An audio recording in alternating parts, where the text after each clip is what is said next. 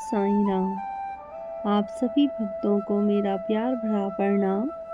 आशा करती हूँ आप सब ठीक होंगे। आपका स्वागत है अपने YouTube चैनल भक्ति आराधना में।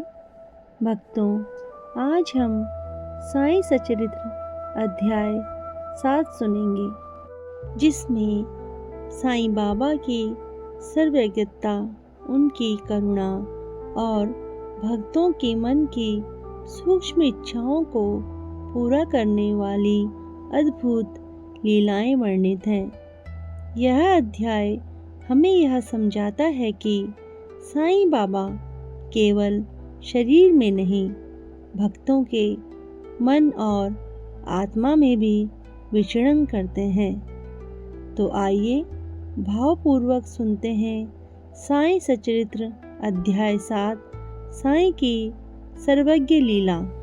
ओम साईं राम। बाबा की सर्वज्ञता, सभी प्राणियों से प्रेम और भक्तों की सूक्ष्म परीक्षा। शिरडी की उस पावन धरा पर जहाँ हर सुबह का सूरज साईं बाबा की करुणा की तरह कोमल था और हर शाम की हवा भक्तों के हृदय को शांति देती थी, वहाँ साईं बाबा का जीवन निरंतर एक ऐसी दिव्य लीला के रूप में चल रहा था जिसे शब्दों में बांधना कठिन है। अध्याय 7 इसी दिव्य रहस्यमयी और गहन प्रेमपूर्ण जीवन का विस्तार है। हेमाडपंत जी इस अध्याय में बताते हैं कि साईं बाबा केवल एक संत नहीं थे, बल्कि एक ऐसे सर्वज्ञ दाता थे जो भक्तों के मन के छोटे से छोटे विचारों को भी पढ़ लेते थे। वे कहते, बाबा कोई साधारण महात्मा नहीं, वे मन को पढ़ लेते हैं, विचारों को पकड़ लेते हैं और जब चाहे अदृश्य से साकार होकर भक्त की सहायता कर देते हैं। अध्याय 7 की कथा इन्हीं अनुभवों का विस्तार है, जहाँ साईं बाबा का प्रेम, क्रोध, दया, हास्य और चमत्कार सभी एक ही सूत्र में बन जाते हैं। बाबा की सर्वज्ञता का परिचय। जब कोई व्यक्ति पहली बार शिरडी आता तो उसे लगता कि बाबा एक साधारण फकीर की तरह मस्जिद में बैठे हैं।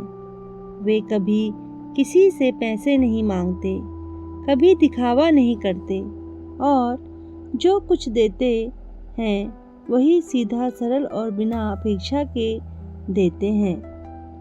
परंतु जो व्यक्ति कुछ दिन द्वारिका माई में बैठकर बाबा को देखता, उसे पता चल जाता कि बाबा का हर कार्य एक गहन रहस्य से भरा हुआ है।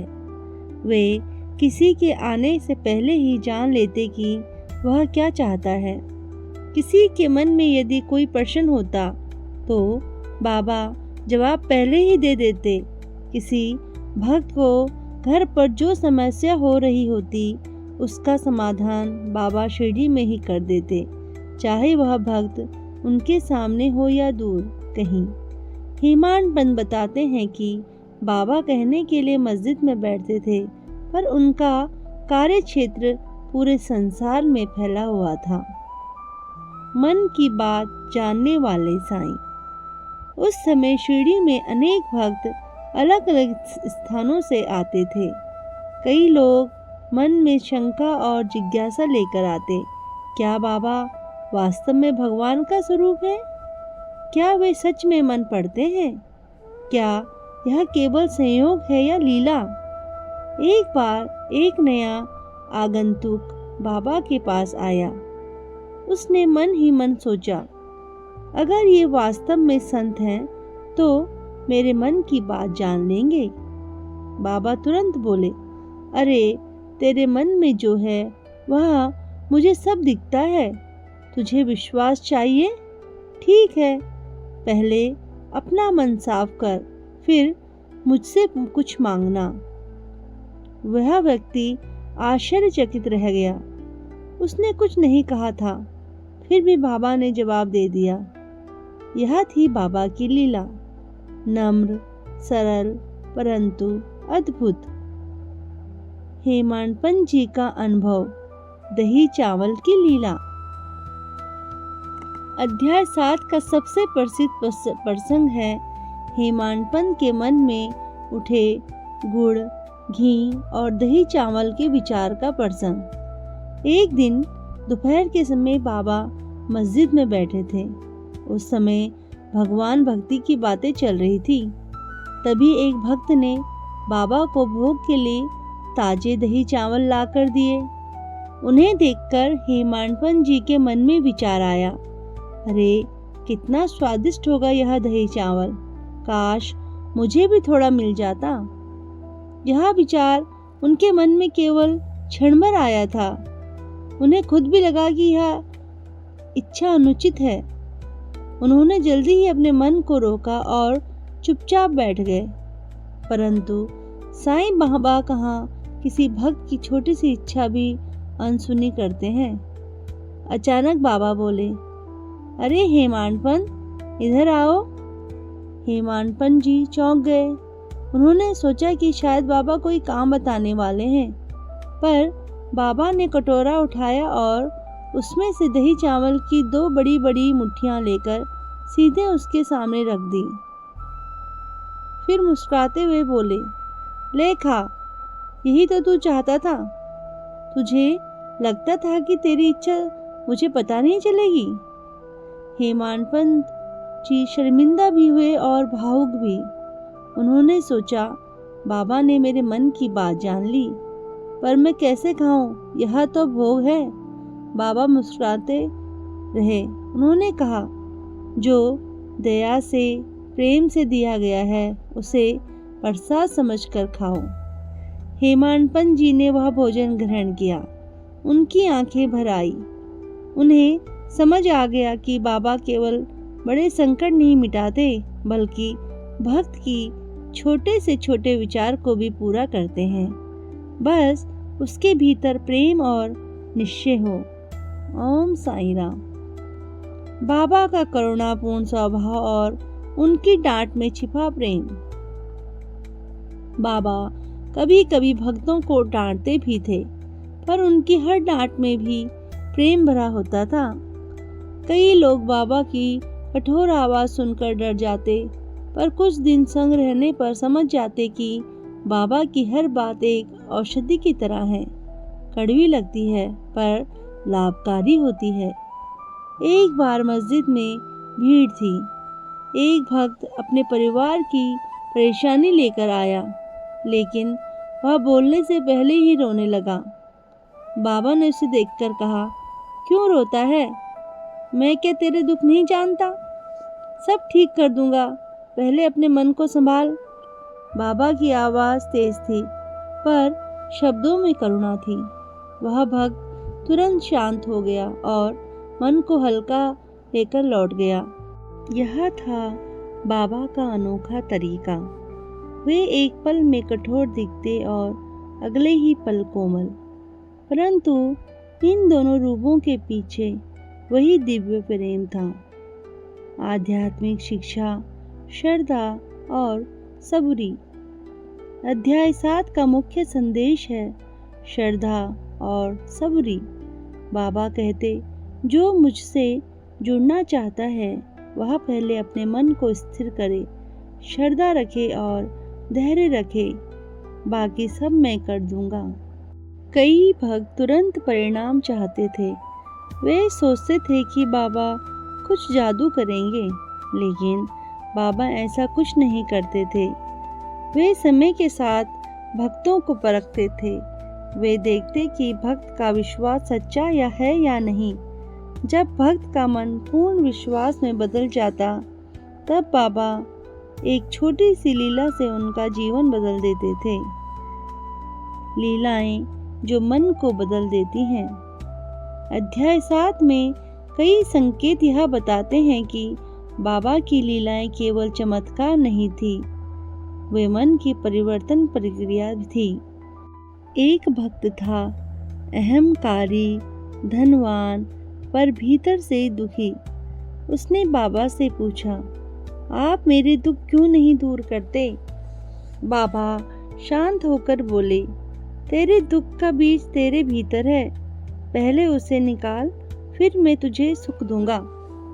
वह व्यक्ति कुछ दिन शिरडी में रहा, द्वारिका माई में बैठता, बाबा को देखता और धीरे धीरे उसके मन की कठोरता पिघल गई। जब उसका मन शांत हुआ, उसने पाया कि उसका दुख अपने आप समाप्त हो गया। उसे समझ आया, बाबा समाधान बाहर से नहीं देते, बल्कि भीतर से देते हैं। हेमाड पंत जी की समझ, बाबा ईश्वर क्यों है? दही चावल की घटना से हेमाड पंत जी के भीतर एक गहरी अनुभूति हुई थी। उन्होंने सोचा, जिस संत को हमारे मन का सूक्ष्म विचार भी पता हो, जिसके पास से प्रेम झलकता हो, जिसकी डांट में भी कृपा हो, वह कोई साधारण मनुष्य नहीं हो सकता।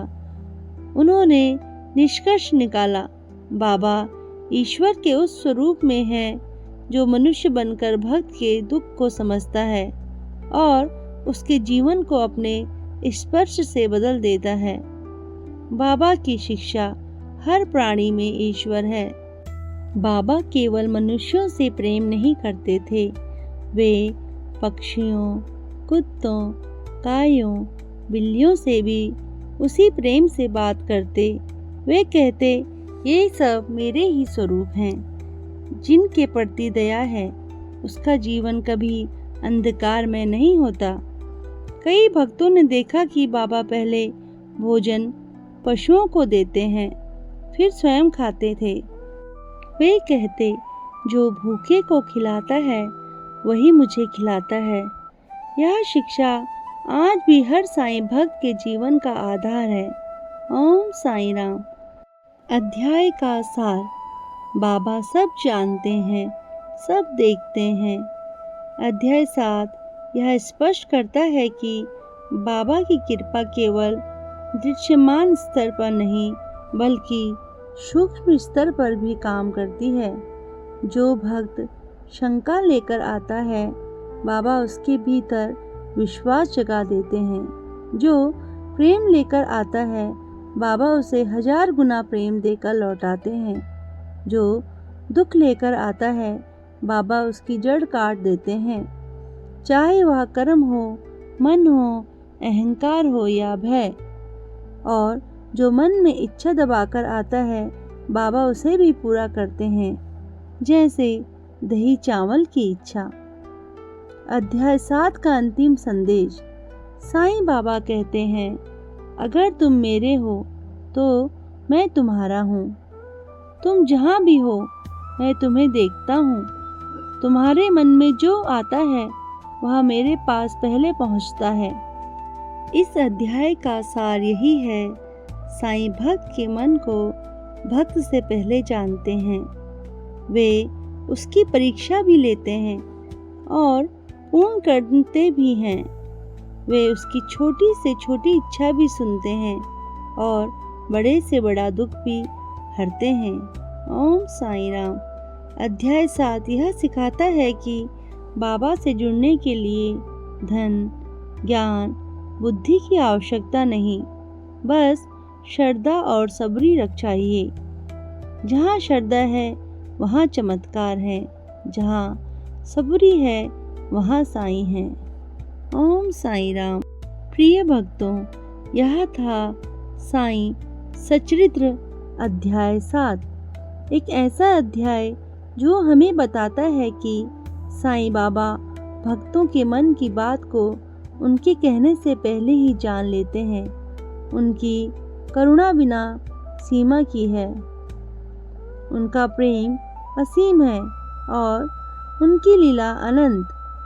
भक्तों, अगर आपको यह कथा पसंद आई हो तो कृपया लाइक करें, सभी साईं भक्तों के साथ शेयर करें और हमारे चैनल को सब्सक्राइब करें, ताकि साईं बाबा की महिमा और संदेश और भी भक्तों तक पहुंच सके। ओम साईं राम। भक्तों, यहाँ पर मैं आपको साईं सच्चरित्र अध्याय 7 की पूरी फ़ोटो भी दे रही हूँ, तो आप उसे ध्यानपूर्वक पढ़ें। अगर आप यहाँ स्क्रीनशॉट वाली किताब पढ़ते हैं जो मैंने आपको यहाँ पे फ़ोटो के द्वारा दी है, तो साईं बाबा आपकी सभी इच्छाएं पूरी करते हैं, आपके सभी कष्टों को दूर करते हैं। तो भक्तों, मिलते हैं अगले अध्याय में बहुत जल्द। तब तक के लिए आप सभी को शुभ रात्रि। ओम साईं राम, ओम साईं राम। साईं बाबा अपने भक्तों पे अपनी कृपा बनाए रखें, सभी भक्तों के कष्टों को दूर करें और सभी की इच्छाओं को पूरा करें। ओम साईं राम, ओम साईं राम, ओम साईं राम, ओम साईं राम, ओम साईं राम।